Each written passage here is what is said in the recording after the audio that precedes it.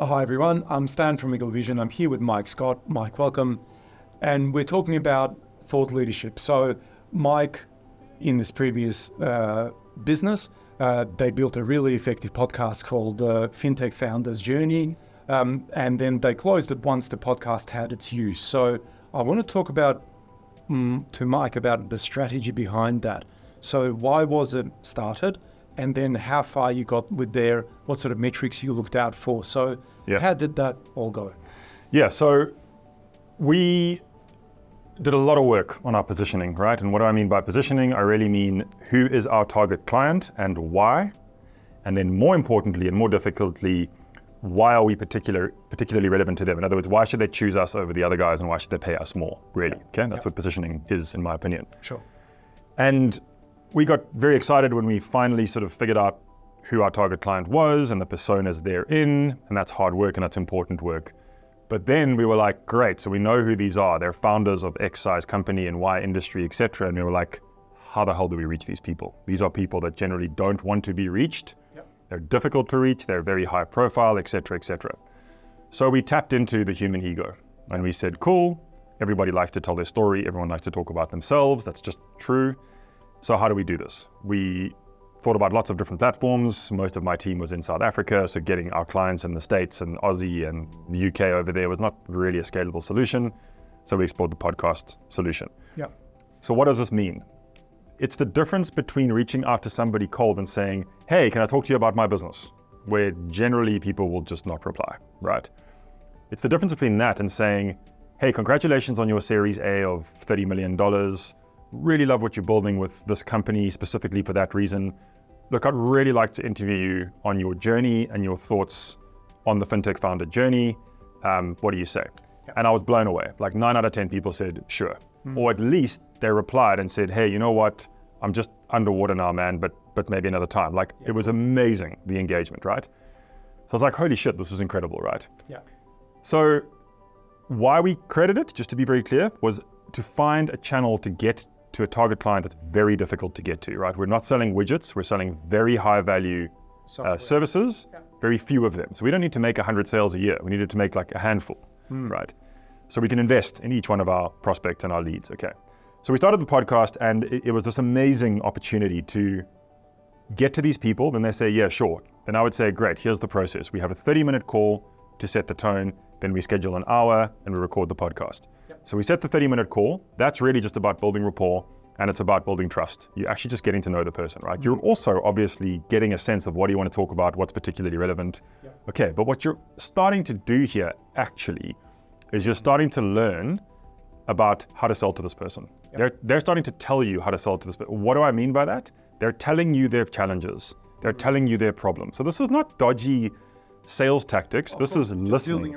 It's just listening. Yeah. Sometimes there is no fit and that's fine, but you are listening for like the problems and the challenges that you believe you can get them through or over. And by the way, that's what an expert is. Yeah. It's a guide to get the client through or over a challenge, right? Yeah. So you set up this 30-minute call, great. Then you set up the hour recording. And there's a couple of really awesome things that happen here, right? So in this hour recording, it is the only time you're going to get somebody to fully focus on you. There's going to be no phone. There's going to be no Slack. There's going to be no email. There's going to be no tabs open. Why? Because you tell them, hey, we're going to record a podcast. Please be somewhere quiet. Please close all your tabs. Please close all your messaging applications. Please make sure nobody disturbs you. You don't get that in the world anymore. It doesn't happen, right? So you've got undivided attention for this time, right?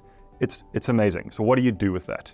You do two things. One, you research the hell out of this person and this business so that you can get into very, very good questions for two reasons. One, because it's good content, but two, to make this person feel and know that you have invested in understanding them. That's what people want. They want to be heard.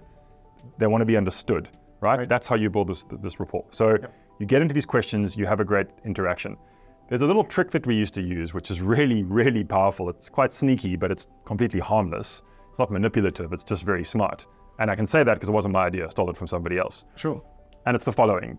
If you go to a podcast creator or an editor, they'll probably tell you, hey, record your intro, record your outro, just give it to me and I'll top and tail every episode so you don't have to repeat all of that. Big mistake if you're using it for a sales tool. right? Why? Well, I've already told you that these people are dialed into you. They have to listen to what you're saying, but it's in a very soft way. So what I would do is I would read out our intro every time, and it was long. It was like 1.5 minutes. Yep. So I've got 1.5 minutes where these people are fully dialed into me. I tell them I'm reading it out for the audience, but actually I'm reading it out for them. And what is it? It is the introduction to my business. So that's where I'd say, this is Nona, this is what we do, this is what we're excellent at, these are examples of our clients. Hey, get in touch if you want to work with us. But what's actually happening is this person's going, oh wow, these guys are like super specialist in this thing. If they need that, you don't have to sell. At the end of the podcast, quite often they'd go, hey, just tell me more about what you guys do. And if there's a fit, there's a fit. Great. There's nothing manipulative about that, right? So you're just investing heavily in understanding them, seeing if there is a fit. And if there is a fit, you let them do the work to generally say to you, hey, let's talk about this. Yeah, great. So did you go granular in terms of, in the research, here is a person, they moved from this position to that position, this is why they moved. Did you ask those questions in the pre-conversation, or did you ask them during the podcast? Both, right? It's about building rapport, right? So like the more granular the question, the better, in my opinion. Okay. But I mean, to a point, right? Okay. So if you ask sweeping statements of like, tell me the story, or how's the business going? I mean, you're wasting their time, right? Yeah. If you can get specific about like, hey, I've noticed that you've had this change in your staff like contingent between this time and that time, what happened? Hey, I've noticed that you've hired a VP of X from a totally different industry. Tell me about that. Yeah. I've noticed that you shifted your product offering from this to this. Tell me about that. Like, get into the weeds of interesting things that may or may not have a clear answer. Yeah. Interestingly, I often found when things don't have a clear answer, it's often a more useful segment. Absolutely. So like, hey, tell me about how you've nailed positioning. Well, Mike, we actually haven't. Right. But what we have done until now is we've experimented with that, we've learned this, we've learned that, we've learned the next thing. That's usually where these nuggets come in.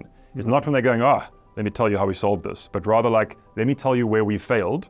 Yeah. Let me tell you what we're doing to begin to succeed at this, is really where there's usually big nuggets. Yeah.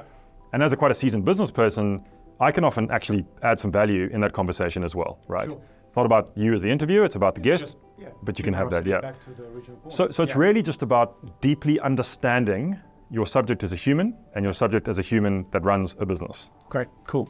So some podcasters, they look out for these specific metrics. Like they want to know how many downloads, how many clicks, all that kind of stuff. What's your feeling around that? It's about your strategy.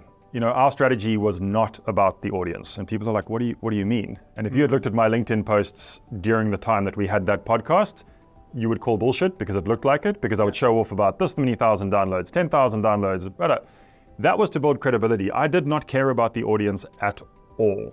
I only cared about the guest. Yeah. And it's because our strategy for the podcast was, it is a lever to open the door to get to a very difficult to reach target. Yeah. I didn't care if one person listened or 1 million people listened. I honestly didn't care. Yeah. What I cared about was the person I was speaking to, right? So for our podcast, downloads, absolute vanity metric. Yep. It helped a bit with credibility so that when I was inviting a guest, I could go, hey, check it out. We've had X many tens of thousands of downloads. Sure. That's it. Most of them didn't actually care, right? So it's all about your strategy, right? Yeah. We closed that podcast. We finished it up when the business was acquired because it had done its job. Yeah. My current podcast, How to Be Moderately Successful, very different strategy. I don't have guests. Yeah. I just talk for 15 minutes on very specific topics. It's all about the audience. Right. I do want to grow it's all about the audience, right? It's a different strategy. So what I'm saying here is like, what is your strategy? Why are you doing this? Your metrics should reflect that. Don't start a podcast because you should have a podcast. Yeah. That is a bad idea. Start a podcast because you can't achieve what you want to achieve with any other medium, and then get super targeted on the metrics that actually show you whether or not it's working. Cool. How important is the first guest as you're building this podcast? Yeah, it's a good question, and it's a difficult answer because like the answer is very important, but there's a caveat to that. So we were talking before about this, and I said like, when you're getting high profile people, they often really respond to being in the company with other very high profile people. So for example, one of our first guests was the co-founder of Ethereum, Anthony DeLorio. That allowed me to go to the next guy and say, hey, do you want to come on the podcast to share your journey, to share your experiences? You'd be joining the likes of Anthony DeLorio, co-founder of Ethereum, Vern Harnish, founder of EO. And there's this people like us vibe that's happening, right? So very important. Yeah. The caveat, you got to start somewhere. Sure. So you got to kind of fake it till you make it in the beginning, and just maybe not answer that question too honestly. Yeah. Initially. In our case, we had a relationship with some high-profile people, so I leveraged that. So I looked at my network and I went, who do I know that is articulate with a big profile that I don't have to like prove myself to, that I can get on as a first or second guest as that lever? Yeah. And that was Anthony in our case, right? Cool. So to get very specific, if your podcast is about getting to difficult to get people, it's important who the guests are so that you can get more important people in. Could be a bit of a chicken or the egg situation though. Understand. And so how did you know sort of in the process of the podcast when something's going really well or something's not going well? Was it about the time in the conversation? Was it about the kind of questions that you were asking? How did that feel? Yeah, I mean, I guess there's two things that I was interested in. The one was useless from a business perspective, but it was how much am I learning and the relationships I'm building. I wouldn't say it's useless, but that's not why we did the podcast, okay? Yeah. So I had to be careful of that because sometimes I'd be like, oh, this is a fantastic conversation. I'm getting so much for that. Not the strategy for the podcast. Right. The value of the podcast was dictated for us by a measurable, which is like prospects or leads generated from these conversations. Yeah. And then the slight intangible, which is like brand equity and brand power. Sure. So this is not quite measurable really, but it was like the number of times people would be like, hey Mike, I'm really enjoying the podcast. But not just anyone. My mom was saying, hey Mike, I'm really enjoying the podcast. I'm like, thanks mom, don't really care. Right. If a potential target or an expert in a field is like, hey, I'm really enjoying your podcast, that's an indicator, but it's quite difficult to measure that. Because if you're looking at a weekly scorecard, it's not really something you're going to say we're like, we need to get 2 people mentioning the podcast every week, because it's like an inbound responsive type of thing. That's right. But you need to look out for that because the strategy for us was get to difficult to get to people. The sort of sub strategy was move ourselves from vendor to expert. In other words, thought leadership status. Yeah. How do you measure thought leadership status? It's very difficult. That's right. But it's kind of like this anecdotal thing if people are talking about the FinTech founder journey in the light of, this is a pretty good one. Yeah. So we didn't measure this, but I looked out for like reshares on LinkedIn going, hey, if you're not listening to the FinTech founder journey with Mike, you should be. That kind of stuff, they're indicators, hard to put them into like metrics. You're getting somewhere. Yeah. Yeah, cool. If you're not getting any of those or leads and your strategy is for thought leadership and leads, it's not working. You might be loving the conversation. It's not useful. Change something. Yeah. Yeah, cool. Awesome. And look, only if you're comfortable sort of sharing about this, but how did you go with that podcast? What did it achieve for you? Where did it get for you? Yeah, so you won't find it now if you Google the FinTech founder journey, it's dead, right? And that was deliberate. When we started it, we said it has a job to do. When Nona gets acquired, we kill it, right? There was no emotion. That's actually not true. When I deleted it, there was a bit of emotion, but there was not a lot of emotion. I was just like, oh, it's a lot of work that I'm just literally pushing delete on, but it had served its purpose, right? Okay. And what do I mean by that? So it's hard to measure these things. In fact, I'd say it's impossible to measure these things. But what I can tell you is our rate per hour, I think nearly tripled over the course of us doing this work. Now, I'm not saying that starting the podcast tripled our hour. What I'm absolutely confident in saying is it was absolutely an instrument in that process. Okay, what am I saying here? During this process, we moved from being a vendor to an expert. Okay, it was definitely a piece of that puzzle, without a doubt. Can I prove that? Can I measure it? No. But I'm very confident in saying it was. The other thing that it did was it raised our profile considerably because I was talking to extremely successful, very well-respected people at a level that was interesting.